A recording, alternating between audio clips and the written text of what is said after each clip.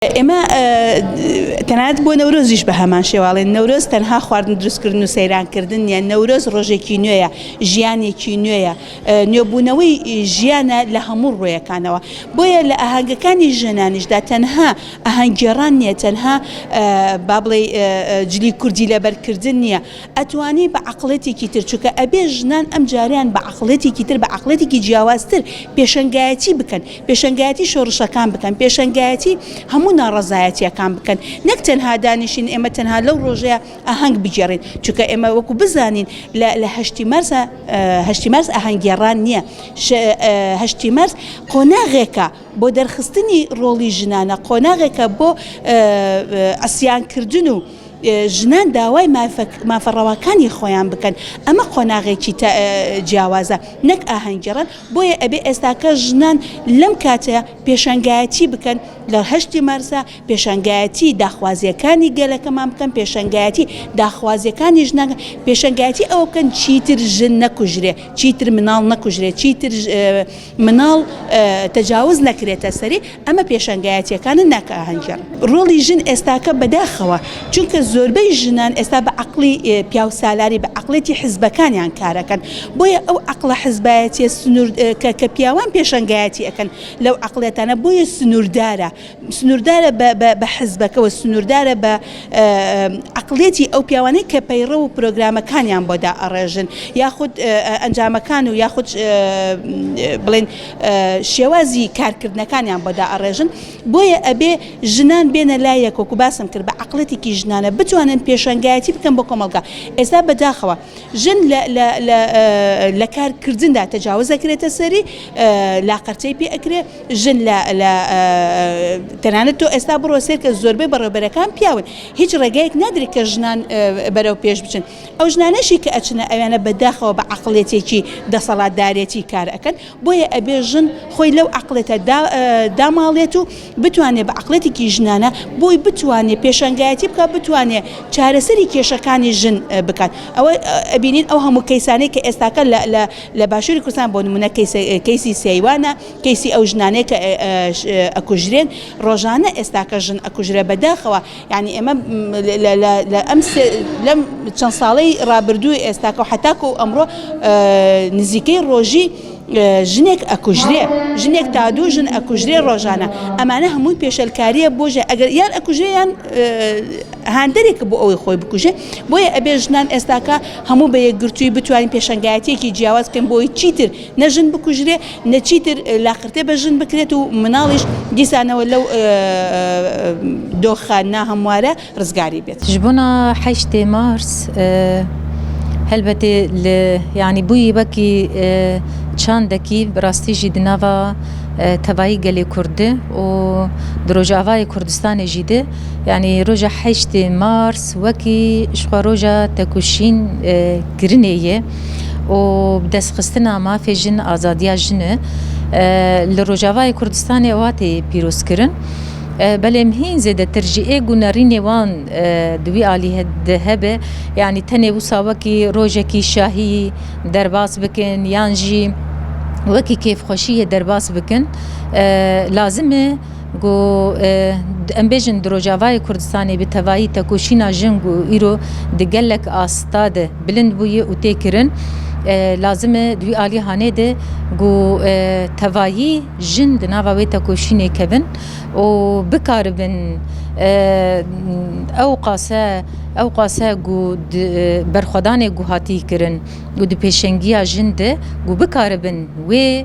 berxwedanê xwedî derkevin û ê di duwa jî destkeftê got di alî Rojavayê Kurdistanê de wekî rêveberî destkeftê got hatine çêkirin ew alî jî de lazim yek ji wê tekoşînê gerekî parastina wan destkefta bin di Rojavayê Kurdistanê de û helbetê bi dehemî aliya de êgo tekoşîna me di Rojava de li derveyê Rojava lazim e hîn zêdetir bi şiklekî hevbeş got gelê Kurd jina Kurd bi hevdûrê bike li gel jinê netewê din bi hevdûrê bike û di Rojava jî di gîştî wê astê me re dikare bibêje xebatekî got bi sala di wê derê dî tê kirin û di alî jin de em dikarin bibêjin di alî rêxistinskirina jin de yani astaki bilind çebuye belem hin zêdetir gerekî hîn bilind bibe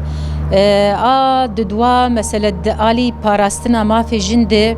û xwedî derketin li jin ji bo mafê wê bê parastin duî alî jî de xebatekî baş di wê derê de têkirin da aliye aburiya jin her çi qasî em bibêjin lewazî tê heyî jî ama yani ew da alî aborî jî de xebatekî aboriya jinî xweser xebatekî duî alî de heye û pêşketin jî tê çêbûye lê em anam dibêjin bes dike helbetê ji bo navê kêmil lazim e hîn bêtir li pêş bikeve helbetê yani em îro em dibêjin dunya bûyî yek yani bûyerekî li Amerîka çê dibe li vê derê em pê dihsin dunya giş pê dihise li vir çê dibe herkes pê dihise ji bo navê jî bi taybet wekî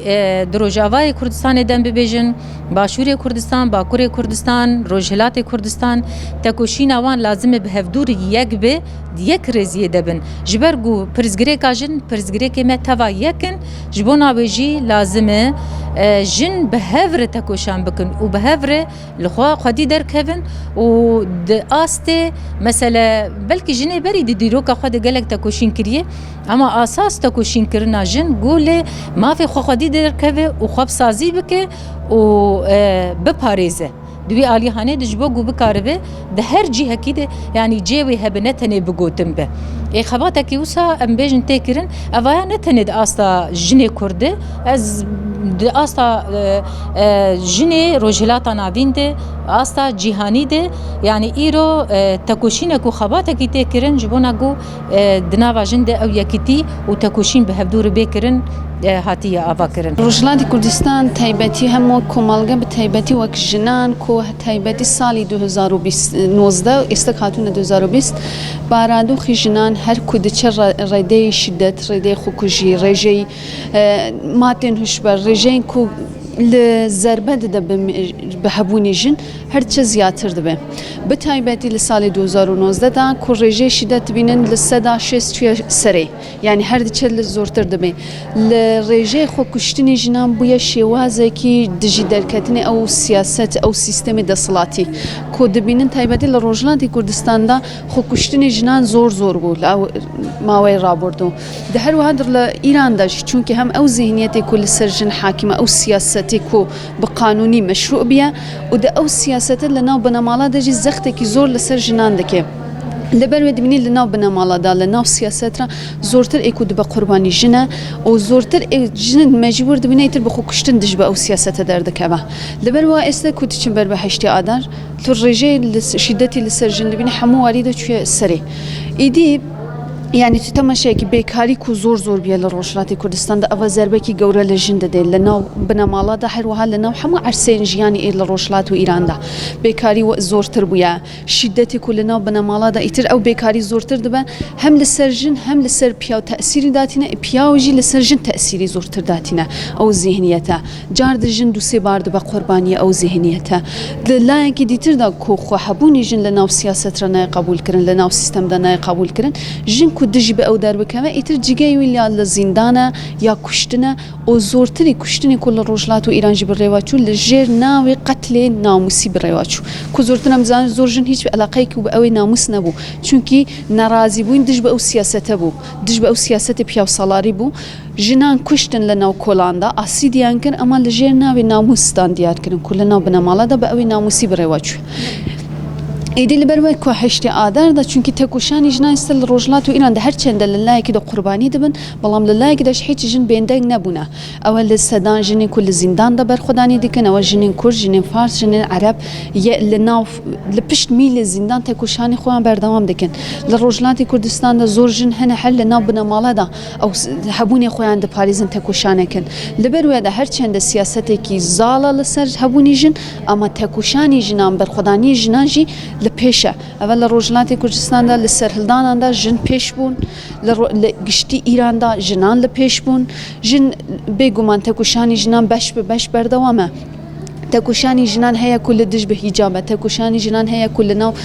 کچێن ئازادی لە ناو خیابانە، تەکوشانی ژنان هەیە ژنانی مافی مرۆڤن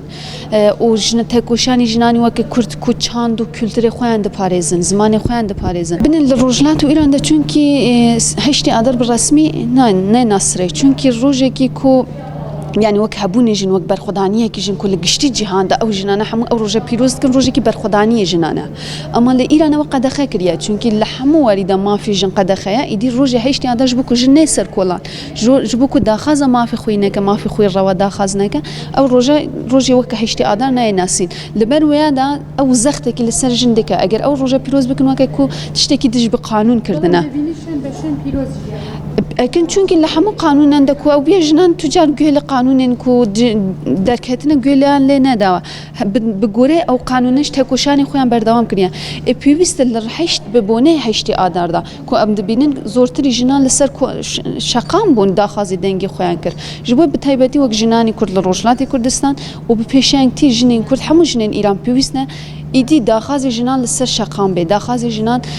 hatinê layiyek bê li bibûnekî rojekî heştê adar da pêwîst e hemû jinan bên layiyek çûn li zîndanê İran'da este jinanê hemû netew cem bûne ku her sal bi ew bûne heştê adar jî pîroz dikin li nav û zîndanda û li metro li kolanan ku bibû ewende zextî heye bilan pîroz dikire ev sal ku cewestir e şiddet cewestir e nerazîbûnê gel zortirin zortirî ji nerazîbûnê jinan heye dij bi ew sîstem pêwîst e yekbûn bibûnê heştê adar zortir yekbûn bikirin tekoşanê xweyan yek bikin û